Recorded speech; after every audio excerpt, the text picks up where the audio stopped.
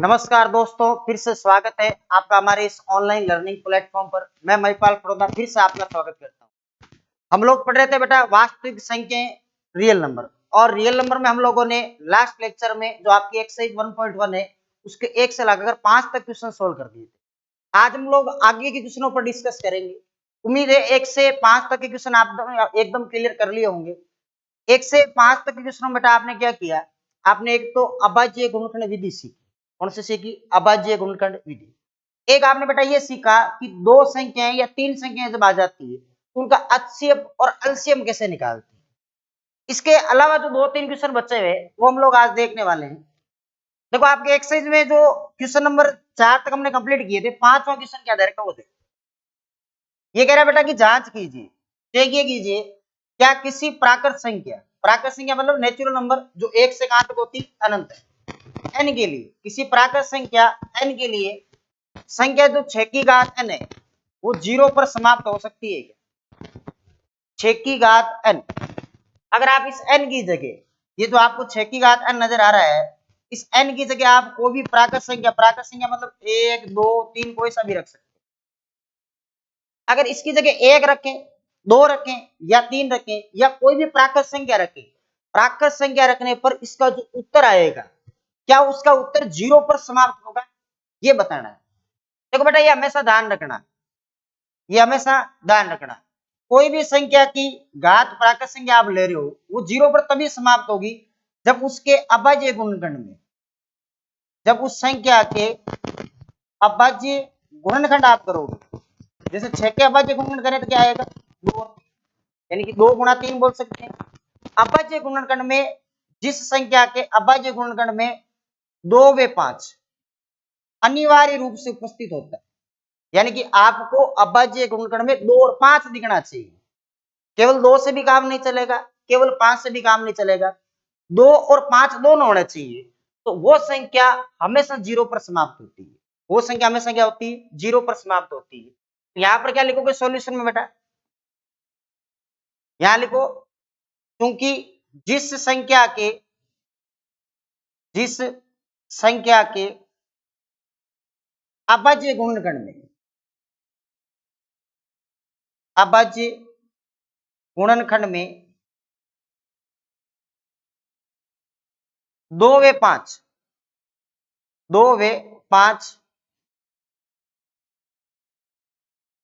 अनिवार्य रूप से उपस्थित हो, अनिवार्य रूप से उपस्थित हो, वह संख्या 0 पर समाप्त होती है, वह संख्या 0 पर समाप्त होती। पहले तो आपको ये रीजन देना है कि कोई भी संख्या 0 पर समाप्त कब होती है? जिस संख्या के अभाज्य गुणनखंड में 2 और 5 अनिवार्य रूप से उपस्थित हो, वही संख्या क्या होती है? आपके 0 पर समाप्त होती है। आपको बेटा दे रखा है 6 की घात n, क्या दे रखा है? 6 की घात n। आप 6 की घात n देखो 6 के बेटा आप अभाज्य गुणन करोगे तो यहां पर क्या लिखोगे? 2 गुणा 3 की घात क्या होगी? n होगी कि नहीं होगी? आप ये बताओ 2 गुणा 3 की घात n, इसमें 2 और 5 दोनों है क्या? दोनों नहीं है, केवल आपके पास 2 है, 5 नहीं है। तो अगर बेटा 5 नहीं है तो ये 0 पर समाप्त नहीं हो सकती। तो यहां पर क्या लिखेंगे? लेकिन 6 की घात n के अभाज्य गुणनखंड में, ये रीजन आपको देना है बेटा, 6 की घात n के अभाज्य गुणनखंड में 5 उपस्थित नहीं है। 2 तो उपस्थित है लेकिन 5 उपस्थित नहीं है, 5 उपस्थित नहीं है। इसको हटा देते हैं यहां से। 6 की घात n के अभाज्य गुणनखंड में 5 उपस्थित नहीं है, अतः 6 की घात n किसी भी प्राकृत संख्या के लिए, किसी भी प्राकृत संख्या के लिए, प्राकृत संख्या के लिए 0 पर समाप्त, 0 पर समाप्त नहीं होगी। याद रहे बेटा, कैसे क्वेश्चन है अगर आपको इस टाइप का कोई भी क्वेश्चन पूछा जाए तो पहला रीजन तो आपको यही देना है। पहला रीजन क्या दोगे बेटा? पहला रीजन यही दोगे कि जिस संख्या के अभाज्य गुणनखंड में 2 व 5 अनिवार्य रूप से उपस्थित होते हैं वह संख्या 0 पर समाप्त होती है। ऐसा मैं इसलिए बोल रहा हूं बेटा, आप यूं सोचो 2 को और 5 को आप गुणा करोगे तो बेटा कहीं ना कहीं आपके पीछे 0 आ रहा है कि नहीं आ रहा है? कहीं ना कहीं पीछे क्या आ रहा है? 0। यानी वो संख्या हमेशा क्या होगी? 0 पर समाप्त होगी। अगर उसके अभाज्य गुणनखंड में 2 और 5 अनिवार्य रूप से उपस्थित नहीं है तो वो संख्या कभी भी 0 पर समाप्त नहीं होगी। एक सहित आपकी बुक में देखना, एनसीईआरटी बुक में एक आपको एग्जाम्पल भी देखने को मिलेगा। एक आप इसका एग्जाम्पल देखना, यहाँ बेटा दे रखा है 6 की घात n, इसके अभाज्य गुणनखंड कर सकते हो 2 और 3। 2 और 3 में देखो 2 तो बेटा उपस्थित है लेकिन यहाँ पर 3 आ रहा है, 5 नहीं आ रहा है, तो यहाँ क्या लिखा? लेकिन 6 की घात n के अभाज्य गुणनखंड में 5 उपस्थित नहीं है, अतः 6 की घात n किसी भी प्राकृत संख्या के लिए 0 पर समाप्त नहीं हो। किसी भी प्राकृत संख्या के लिए 0 पर समाप्त नहीं हो। बड़े आराम से इसको देख लो, किसी प्रकार की इसमें कोई परेशानी नहीं होनी चाहिए। चलते हैं नेक्स्ट क्वेश्चन पर। देखो नेक्स्ट क्वेश्चन ये है बेटा आपके छठा कि व्याख्या कीजिए, एक्सप्लेन करना है। ये जो आपको नंबर दिखाई दे रहा है और फिर ये जो आपको नंबर दिखाई दे रहा है, भाज्य संख्याएं क्यों है? आपको रीजन देना है कि ये दोनों भाज्य संख्याएं क्यों है। पहली बात तो बेटा भाज्य संख्या की डेफिनेशन क्या होती है, परिभाषा क्या होती है? वे संख्याएं जिनमें एक एवं स्वयं के अतिरिक्त अन्य संख्या का भी भाग जाता है, यानी कि वो संख्याएं जो खुद से विभाजित होती है, एक से विभाजित होती है और अन्य संख्या से भी विभाजित होती है। यानी हम ये कह सकते हैं कि खुद के अलावा, एक के अलावा अन्य उनके गुणनखंड भी होंगे, वो क्या होती है? भाज्य संख्याएं। पहले बेटा इसको लेते हैं। देखो इसको लोगे बेटा, यहां क्या लिखोगे? सॉल्यूशन। सॉल्यूशन में क्या लिखोगे कि ये तो 7 है, यहाँ कितना बेटा? 11, यहाँ कितना है? 13 और प्लस कितना है बेटा? 13।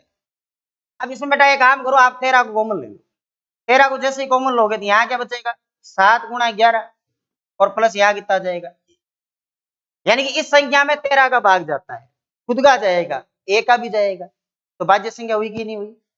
अगर आपको खुद के अलावा, एक के अलावा एक अभाज्य गुणनखंड आपको और देखने को मिल रहा है, उसका फैक्टर और देखने को मिल रहा है, तो हमेशा कौन सी होगी? भाज्य संख्या।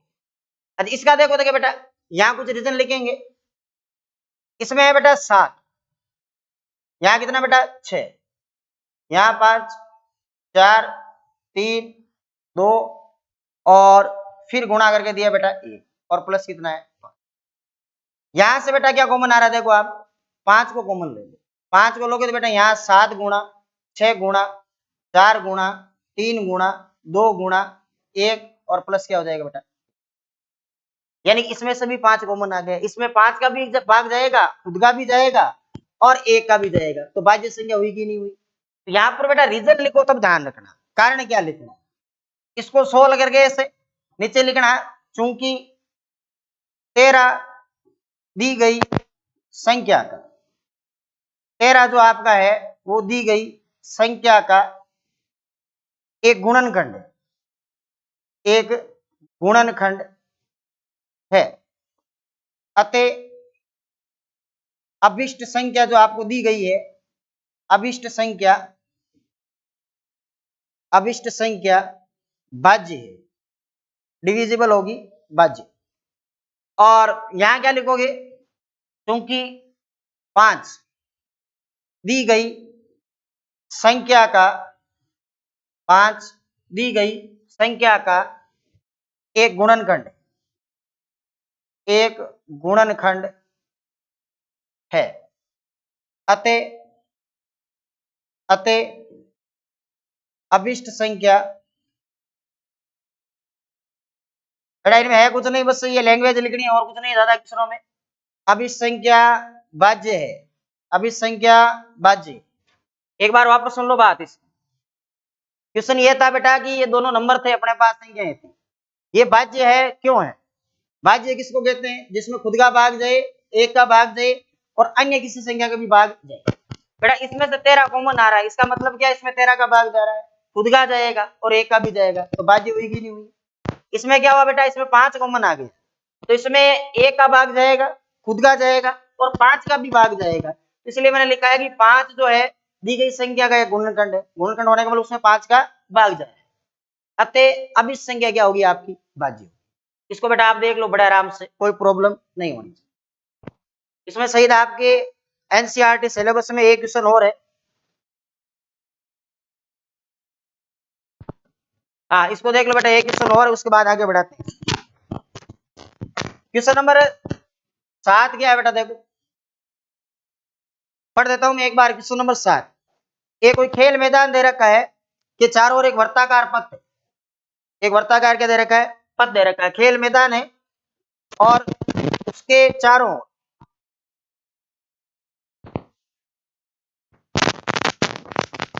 ये कोई खेल मैदान है, इसके चारों ओर एक वर्ताकार पथ आपको दे रखा है।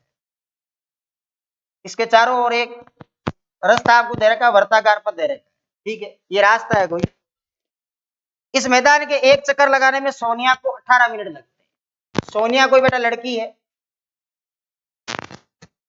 इसको कितना मिनट लगता है, 18 मिनट लगता है एक चक्कर लगाने में। इसी मैदान के चारों ओर चक्कर लगाने में रवि को कितने मिनट लगते हैं, 12। एक रवि नाम का कोई लड़का है, इसको बेटा एक चक्कर लगाने में कितने मिनट लगते हैं, 12 मिनट लगते हैं। कितने लगते हैं, 12 मिनट। मान लीजिए वो दोनों एक ही स्थान से चलना प्रारंभ करेंगे, एक दिशा में चलते हैं, कितने समय बाद वे पुनः प्रारंभिक स्थान पर मिलेंगे। यानी आप ये बताइए कि अगर अगर इन्होंने यहां से चलना स्टार्ट किया और इस साइड स्टार्ट किया, दोनों ने, सोनिया ने और रवि ने, ये तो क्या करती है, एक चक्कर लगाने में कितना मिनट लगा लेती है, 18। और रवि को कितना समय लगता है बेटा, 12 मिनट। कितनी लगती है, 12 मिनट। तो आप ये बताइए वापस अभी यहाँ मिलेंगे तो कितने समय बाद में मिलेंगे, यहाँ पर कितने समय बाद में। एकदम सिंपल काम बेटा, और कुछ नहीं। जब भी इस टाइप के क्वेश्चन पूछे जाए, जब भी आपको वर्ताकार पथ दो, पथ दे रखा है, कॉमन चीज यहाँ से पूछी जा रही है कि वापस यहाँ कब मिलेंगे, तो हमेशा बेटा एलसीएम निकाल लिया करो। क्या निकाल लिया करो, एलसीएम। और मेरे हिसाब से 18 और 12 का एलसीएम निकालने में आपको कोई समस्या नहीं। कैसे सर, 18 का एलसीएम निकालना तो एक लाइन ऐसे खींचेंगे, फिर दूसरी ऐसे खींचेंगे। यहाँ क्या लिखेंगे बेटा, 18 कितने का भाग देंगे बेटा, 2 का, कितनी बार जाएगा, 9 बार। फिर किसका भाग देंगे, 3 का, कितनी बार जाएगा बेटा, 3 बार। फिर किसका देंगे, 3 का, कितनी बार जाएगा, 1 बार। तो बेटा 18 जो होगा, 18 को आप ऐसे लिख सकते हो 2 गुणा 3 की घात, कोई समस्या नहीं है। अब हम लोग सर 12 का एलसीएम लेंगे, सॉरी 12 का अभाज्य गुणनखंड करेंगे। 12 का अभाज्य गुणनखंड बेटा 2 का भाग दो 6 बार, फिर बेटा 2 का 2 कितनी बार, 3 बार, फिर 3 का 2 कितनी बार, 1 बार। कोई समस्या नहीं। क्या 12 को ये लिखा जा सकता है कि 2 की घात 2 और 3 की घात कितनी, कोई तकलीफ नहीं। मैं कह रहा हूं जब भी इस टाइप के क्वेश्चन आए, इन दोनों का क्या ले लिया करो, एलसीएम ले लिया करो। क्या ले लिया करो, एलसीएम। तो बेटा अगर आप एलसीएम लेते हो यहाँ पर, तो यहां से क्या आप ये बता सकते हो इसका एलसीएम क्या है, एलसीएम कितना है। एलसीएम में क्या करते हैं, सभी संख्याओं को लेते हैं, 2 को भी लेंगे और 3 को भी लेंगे, 2 ही संख्या यूज की हम लोगों ने, और अधिकतम घात के साथ लेते हैं। 2 की ज्यादा से ज्यादा घात यहाँ पर रही 2, 3 की बेटा ज्यादा से ज्यादा घात कितनी, 2, ये रही 2। बेटा 2 का स्क्वायर कितना होगा, 4, 3 का स्क्वायर कितना होगा, 9, 9 चौके क्या होगा बेटा, 36। यानी कि वो 36 मिनट बाद वापस प्रारंभिक स्थान पे। कितने मिनट बाद बेटा, 36 मिनट। एकदम बेसिक चीज सोचो आप, एक बार आप सोचो, देखो एक बार आप यूं सोचो, अपने पास कोई सर्कल है, ठीक है, ये वाला कोई सर्कल, ये बेटा कोई सर्कल, ठीक है। आप यूं सोच लो ना कि सोनिया यहां से चक्कर लगाती है, एक चक्कर लगाने में इसको कितने मिनट लगते हैं, 18। सोनिया फिर एक चक्कर और लगाएगी, 36 मिनट में अपना दूसरा चक्कर पूरा करेगी कि नहीं करेगी, उत्तर आ रहा है अपना 36 मिनट। अच्छा, यहीं से स्टार्ट कौन कर रहा है, यहीं से स्टार्ट कर रहा है ये जो लड़का है ये रवि, ये एक चक्कर लगाए कितने मिनट लगेंगे, 1 मिनट 12 मिनट। फिर एक और लगाया, कितने मिनट लगे? 24 मिनट। फिर एक और लगाया, कितने मिनट मिलेंगे? 36। तो 36 मिनट में ये 3 चक्कर लगा लेता है, ये कितने लगा पाती? 2। तो दोनों प्रारंभिक स्थान पर यहाँ पर मिले कि नहीं मिले? कितनी मिनट बाद में? 36 मिनट। एकदम नॉर्मल सी बात है। लेकिन आपको सिस्टमेटिक तरीके से करना है। क्या करना है? सिस्टमेटिक तरीके से। सिस्टमेटिक तरीके से करोगे तो इन क्वेश्चनों में हमेशा क्या निकाला जाता है बेटा? एलसीएम निकाला जाता है। क्या निकाला जाता है? एलसीएम निकाला जाता है। ठीक है।